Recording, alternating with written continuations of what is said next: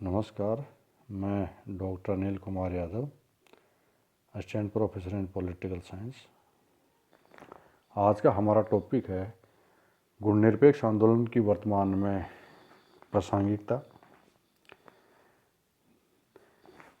जून 2007 में भारत अमेरिकी व्यापार सम्मेलन के अवसर पर अमेरिकी विदेश मंत्री भूतपूर्व विदेश मंत्री कोंडालीजा राइस ने एक वक्तव्य दिया था जो गुणनिरपेक्षता की प्रासंगिकता पर सवाल खड़ा करता है।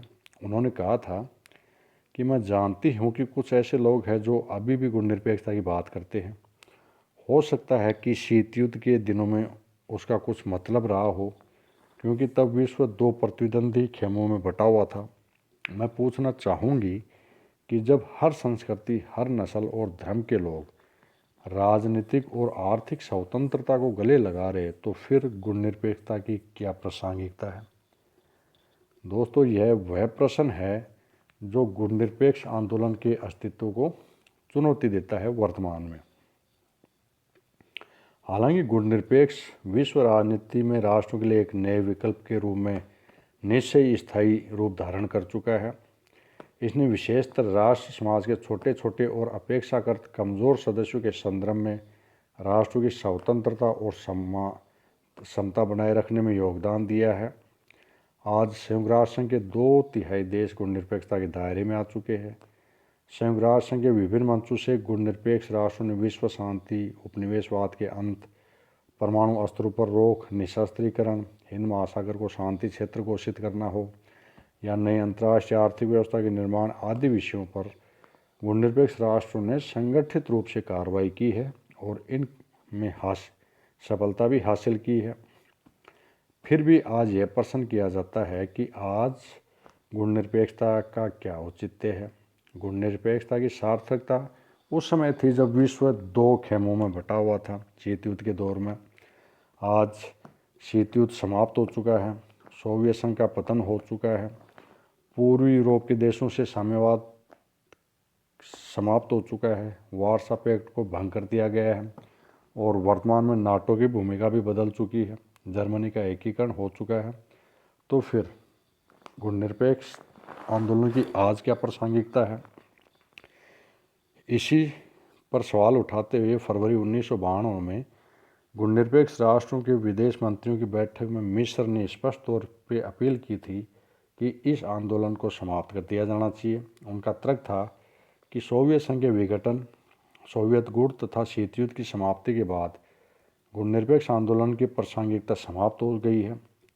किंतु बहुसंख्यक विदेश मंत्रियों ने इस विचार का विरोध किया और उनका कहना था कि बड़ी संख्या में गुणनिरपेक्ष देश अभी गरीब है या आर्थिक दृष्टि से काफ़ी पिछड़े हुए हैं और समृद्ध राष्ट्रों तथा बहुराष्ट्रीय कंपनियां उनका आर्थिक शोषण कर रही है।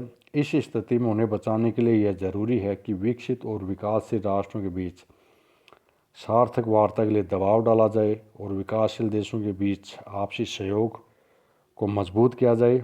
इसके लिए जो निर्गुट आंदोलन है या गुणनिरपेक्ष आंदोलन है, वो एक अपरिहार्य मंच का काम करेगा। आतंकवाद, पूर्ण निशस्त्रीकरण की समस्या के साथ साथ आर्थिक उदारीकरण एवं वैश्वीकरण के दौर से गुजर रही विश्व आर्थिक नीति पर विश्व व्यापार संगठन, अंतर्राष्ट्रीय मुद्रा कोष एवं विश्व बैंक के बढ़ते वर्चस्व के कारण विकासशील देशों की आर्थिक समस्याओं का समाधान का मुद्दा काफ़ी जटिल होता जा रहा है। तो इन सब समस्याओं के संदर्भ में संयुक्त राष्ट्र संघ महत्वपूर्ण भूमिका अदा कर सकता है। निशस्त्रीकरण के क्षेत्र में गुणनिरपेक्ष आंदोलन विश्व की पुकार की भूमिका का निर्वाह कर सकता है और उसे यह भी सुनिश्चित करना होगा कि महाशक्तियाँ तीसरी दुनिया के देशों में घातक हथियारों का जमावड़ा नहीं करे। तो आज कुछ क्षेत्र ऐसे हैं जहाँ पे गुणनिरपेक्ष आंदोलन बहुत ही प्रभावशाली भूमिका का निर्वहन कर सकता है। पहली है विश्व शांति। गुणनिरपेक्ष आंदोलन ने विश्व शांति को सुरक्षित करने के प्रयासों में सक्रिय भूमिका निभाई है। गुणनिरपेक्ष आंदोलन के सदस्य देश आज भी शांतिपूर्ण और समृद्ध दुनिया स्थापित करने के अपने लक्ष्य को लेकर आगे बढ़ रहे हैं और उनमें भारत भी एक है। दूसरा, क्षेत्रीय अखंडता और संप्रभुता। गुणनिरपेक्ष आंदोलन क्षेत्रीय अखंडता और संप्रभुता के सिद्धांत का समर्थन करता है और इसके सदस्य देशों द्वारा प्रत्येक राष्ट्र की स्वतंत्रता के संरक्षण के लिए के विचार को बार बार दोहराया जाता रहा है, जो कि इसकी मौजूदा प्रासंगिकता को स्पष्ट करता है। साथ ही नई अंतर्राष्ट्रीय व्यवस्था की पुरजोर मांग भी गुणनिरपेक्ष आंदोलन द्वारा की जा रही है और यह आणविक निशस्त्रीकरण के लिए भी दबाव डाल रहा है विकसित राष्ट्रों पर।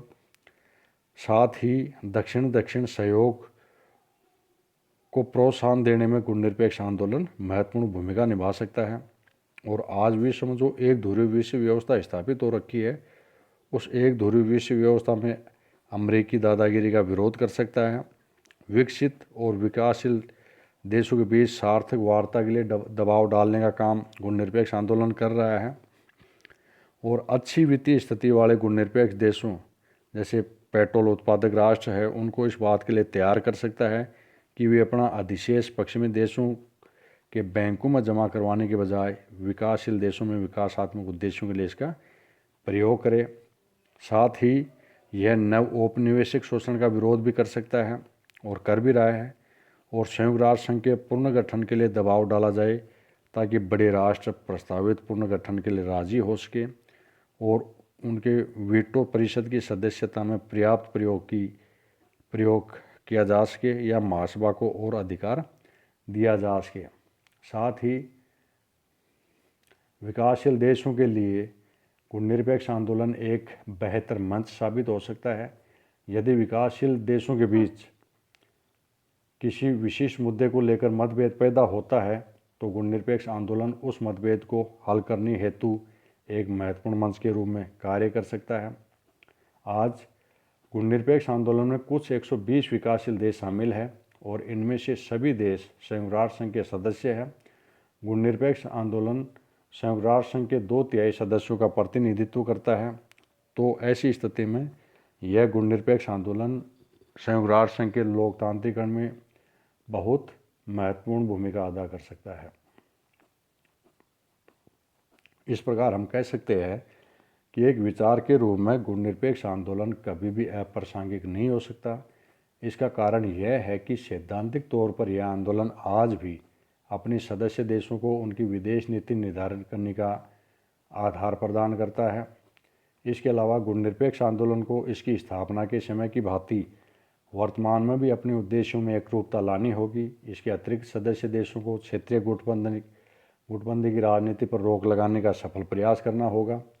साथ ही गुणनिरपेक्ष आंदोलन का आतंकवाद, जलवायु परिवर्तन, व्यापार संरक्षणवाद जैसे महत्वपूर्ण वैश्विक मुद्दों को उठाने के लिए एक मंच के रूप में इसका प्रयोग किया जाना चाहिए।